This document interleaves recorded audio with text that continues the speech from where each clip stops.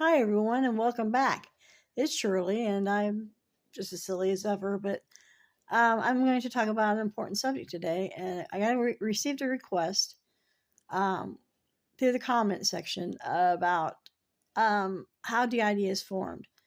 Now, I'm saying possible ways DID is formed because in this talk, because no one really knows. I mean, you can't.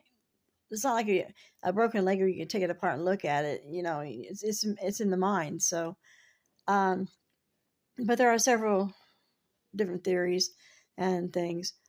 Um, I know you know about trauma. Trauma is the main cause, but there are mitigating circumstances that make it even more probable that a person will form DID.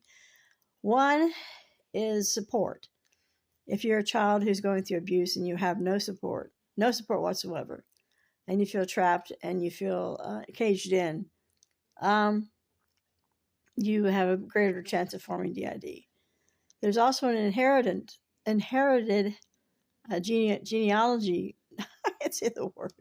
Genealogical component. If the mother or the father or both are highly are dissociate easily or do it a lot, the greater the chance that the child will inherit that characteristic. Let's see, what are some other causes? Pardon me. I thought of them a while ago. Okay. All right. They believe that that the mind compartmentalizes. Your brain changes because of the trauma. Your brain structurally changes, and your amygdala and your hippocampus are smaller than normal, even when you're first going through it. When you're first dissociating, the hippocampus is responsible for the formation and storage of memory. Amygdala is responsible for how you respond to your environment.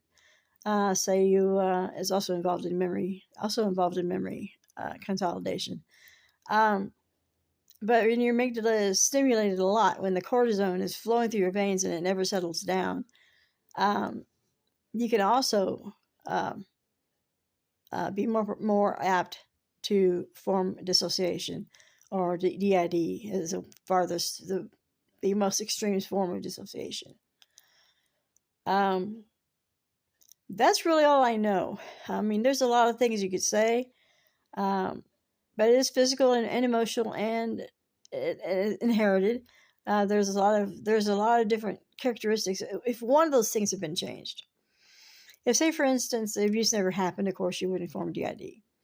If you'd have had someone who was supporting you in any way, shape, or form, I mean, making you feel like you're less trapped, like you can survive, like you can get away, like you have someone to tell things to, you probably wouldn't have formed it.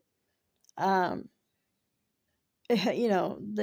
had been interrupted, the abuse been interrupted early enough, where your amygdala and your hippocampus weren't damaged, you also probably would not have formed DID. But like I say, nobody really knows the causes because you can't take a brain apart and see the damage. I mean, you can a little bit. They do have MRI studies that show that the amygdala and hippocampus are smaller.